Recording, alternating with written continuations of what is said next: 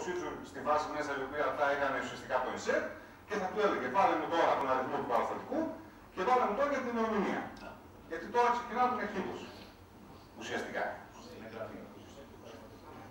Λοιπόν, υπάρχουν δύο κοινά λοιπόν. Είτε όταν ανοίγει το παραστατικό, εδώ ο συνάδελφος λέει στο save του παραστατικού, εγώ διαφωνώ και σε αυτό, μόνο στο print του παραστατικού πρέπει να γίνει. Γιατί εγώ μπορεί να έχω φτιάξει 50 παραστατικά και να μην πάω το τυπώσω.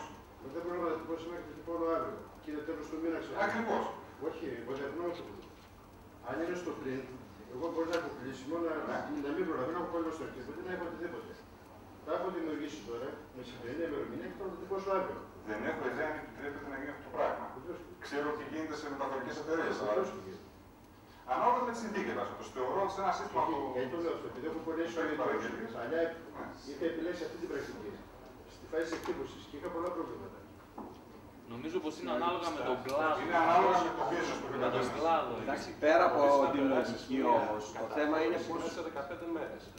Επομένως, αυτό που λέει ο κύριος μπορεί δηλαδή να κάνεις εγγραφή στις 14 Ιανουαρίου με ημερομηνία 31 Δεκεμβρίου του 2010, ας πούμε. Οπότε δεν μπορείς, αυτό που λες εσύ δεν θα γινόταν σε αυτή την περίπτωση. Ειδικά για τα παραστατικά και ο ειδικά για τους αριθμούς θα έχουμε ένα σύστημα στο οποίο γράφουμε 5-6. Γενικά αυτό παραστατικό είναι στο logic το δικό σου. Στο logic το δικό σου μάλλον. Ναι, μα δεν είναι λύση. Εγώ για μένα δεν με πειράζει. Αν δηλαδή για κάποιο λόγο πας να πάρεις maximum και μετά πεις δεν πάω. Ο επόμενος του level έχει πάρει ήδη μεγαλύτερο και έχει αφήσει κενά. Αν πάρεις και μετά δεν πας, έχασες. Δεν είναι όμως λογικό να λειτουργεί έτσι. Όχι, γιατί το Entity Framework δεν κοιτάει εσένα που κόβεις τιμολόγια, κοιτάει τη φάση να κάνει τη δουλειά που θέλεις. Λοιπόν, είναι μια μεγάλη συζήτηση που έχει να κάνει με το πώς θα έχουν τους πίνακες, τι βάλουν τους πίνακες και τι όχι. Νομίζω ότι είναι εκτός συζητήσεως μας τώρα. Μπορούμε, αν θέλετε, μετά να καθίσουμε και να το συζητήσουμε τι πιστεύει ο καθένας. Υπάρχουν διάφορες θέσεις. Σκεφτείτε το εξής όμως ότι εμείς οδηγούμαστε αναγκαστικά και το δικό μας πρόγραμμα επίπεδο στοιχείων, έτσι. Ο οποίος για εμένα, παραδείγματος της δημιουργίας στοιχείων από άλλες χώρες, είναι ο πιο εισαγωγικά ανώμαλος και εκτός εισαγωγικών επίσης. Δεν έχει λογική σε ορισμένα πράγματα. Όλοι το έχετε ζήσει όμως. Λοιπόν, όσον αφορά. Ναι, είναι μια τεράστια συζήτηση αυτή ακριβώς. Λοιπόν, αυτό λοιπόν που μας έμεινε να δούμε από το NDT είναι το Master Detail. Και πώς το κάνουμε, έτσι, γιατί είναι ένα από τα πράγματα που μας έχει ταλαιπωρήσει πολλές φορές σε πολλά σημεία.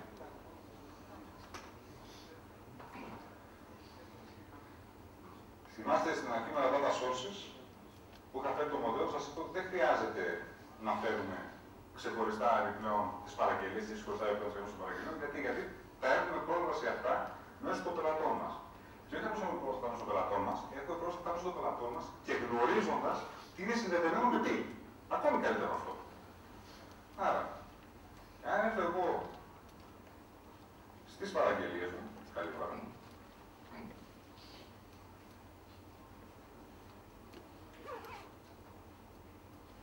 και τις φέρω εδώ, το πω, εκτελέσου.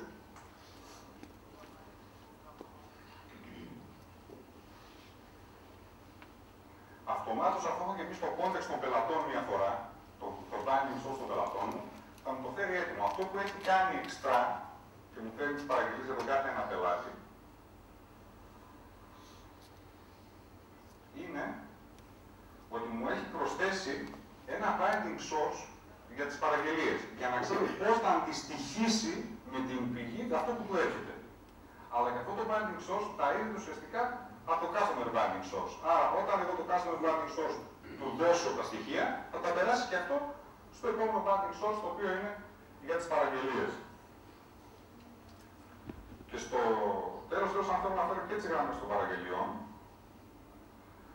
μπορώ να ανοίξω τις παραγγελίες και αν θυμάστε από το αρχικό μας μοντέλο, οι παραγγελίες συνδεόταν με, με τις γραμμές. Ούτως ή άλλως, δηλαδή θα υπήρχε και το νόημα να λειτουργούν. Δηλαδή, εδώ ήθελα να ρωτήσω κάτι. Το customer είναι ένα entity, έτσι. Το orders είναι ένα άλλο entity το οποίο έχει relationship με τον customer. Του φέρνεις το entity, στο μοντέλο, θα το φέρνεις κάνεις όλα τα entities που έχουν relationship με το... Είναι το lazy loading, που είναι ανοιχτό σε επίπεδο μοντέλου πλέον. Οπότε πάει και μας τα φορτώνει με τη μία. Άρα, τώρα εδώ θα θέλω να σηκώσουμε αυτό και πάμε στο προφάλ να δούμε τι έκανε ουσιαστικά. Αν αλλάξω εδώ, βλέπει για κάτι μια παραγγελία μου φέρνει. Α, όχι, βάλω δύο φορές το όριο. Ναι, βέβαια. Μου μοιάζουν πάρα πολύ βέβαια. Για κάθε μια παραγγελία μπορούμε να πάμε να φέρνουμε τις γραμμές της. Δεν θα μπορούσαμε αντίστοιχα για κάθε μια γραμμή να πάμε να φέρνουμε το product το οποίο υπάρχει κανονικά σαν εγγραφή. Έτσι, αν χρειαζόμαστε εκείνη τη στιγμή για να το διαχειριστούμε.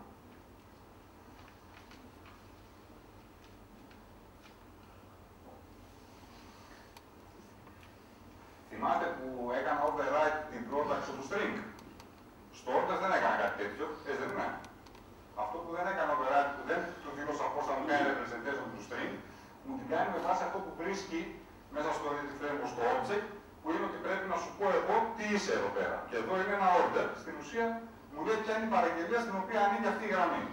Είναι το reverse reference που κάνει.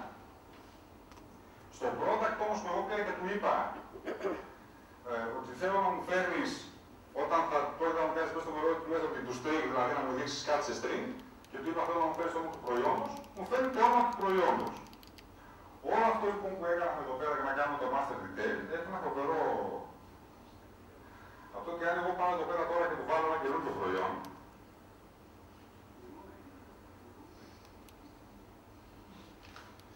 και του βάλω και ποσότητα και φύγω από εδώ, δεν το έχει σώσει.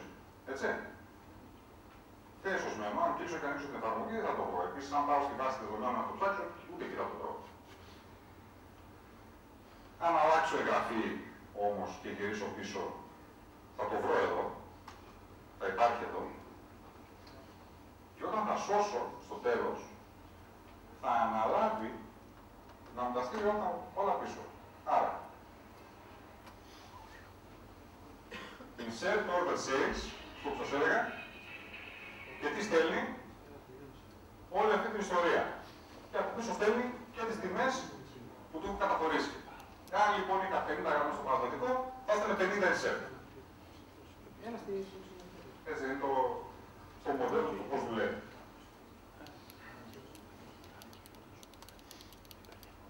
Επίσης, λίγο πιο πάνω, εδώ πρέπει να το select customer για να μου φέρει τους customers που ήθελα να μου φέρει. Και το εξής. Καλό είναι αυτό να βλέπετε το profiler που και που, πώς δουλεύει και τι στέλνει η εφαρμογή σας. Δηλαδή, αν κάποιος θέλει να τηρηθεί, κάντε τον κόπο και ανοίξτε το profiler. Είναι στον SQL Server, γιατί δεν είπε που τον άνοιξα. Στα tools είναι ο SQL Server Profiler. Έχει αρκετές επιλογές τι μπορείτε να παρακολουθείτε και τι όχι. Από το network traffic, από τα queries που στέλνετε, από οτιδήποτε άλλο.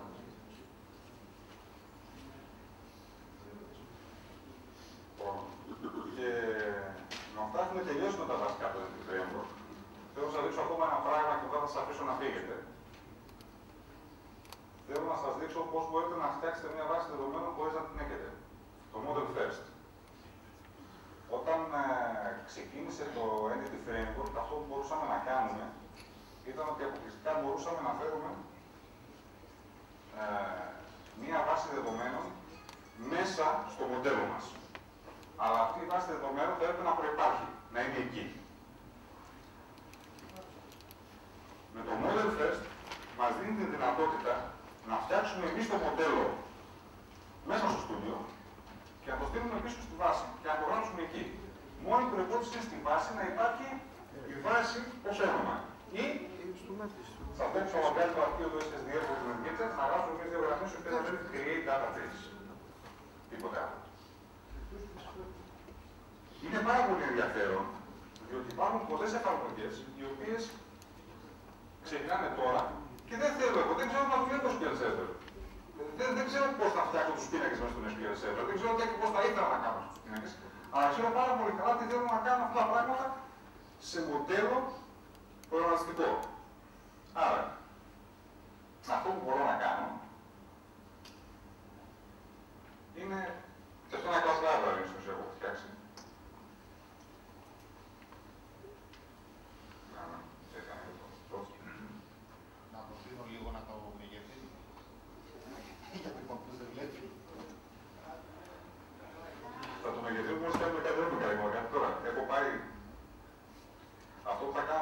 δεξί κλικ να διαλέξω να προσθέσω ένα καινούργιο αντικείμενο. Ένα new item. New item. Από αυτά τα οποία μου έρχονται, θέλω να πάρω ένα entity data model, όπως είχα πάρει και πριν από λίγο. Δεν θα σας αλλάξω και το όνομα.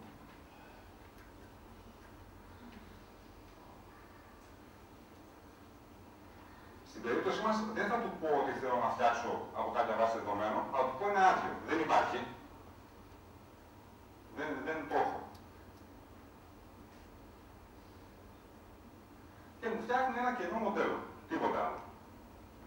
Λοιπόν, στο κενό μοντέλο λοιπόν που μου έχει φτιάξει, εδώ πέρα δεν έχω τίποτα. Θα πρέπει να βάλω μόνος μου entities, associations, hierarchy, αν κάποιος πληροφορία από κάποιον, οτιδήποτε άλλο. Αυτό να κάνω ένα πάρα πολύ γρήγορο μοντέλο, με μαθητές τάξεις, με 2-3 παιδιά στο καθένα και με ένα πίνακα ιεραρχικά που θα κληρονομήσει σαν base type του students για να είναι participant σε κάποιο event.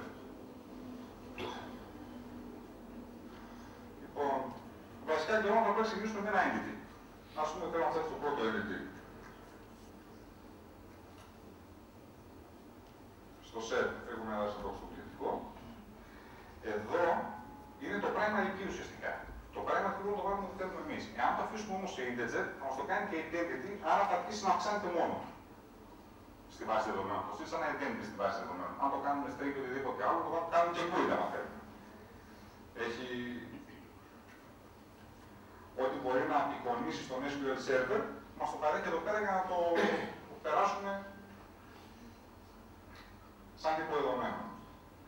Πατώντας μας φτιάχνει το πρώτο μας entity, αλλά δεν έχει κανένα πεδίο μέσα. Δεν πάμε να βάλουμε τα scala properties, αλλά δεν θα είναι τα πεδία. Ας πούμε θα του βάλουμε name και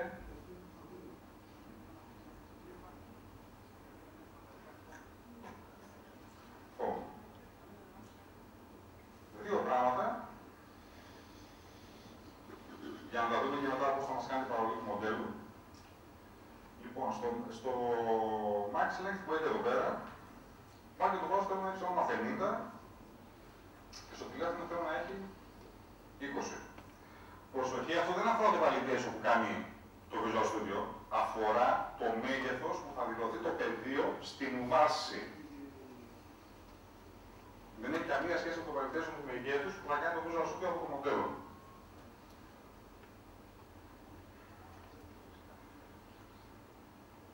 Πάμε να βάλουμε ακόμα ένα entity,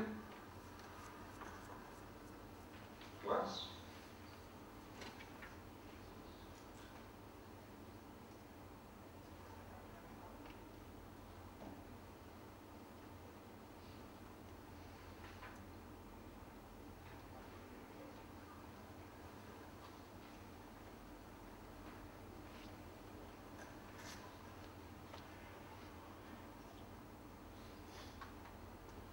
εδώ μας λέει να αυτό το επιτρέπουμε εμείς να είναι null ή όχι. Επίσης, όταν αλλάζουμε το τύπο δεδομένων, αλλάζει και το τι μπορούμε να πειράξουμε.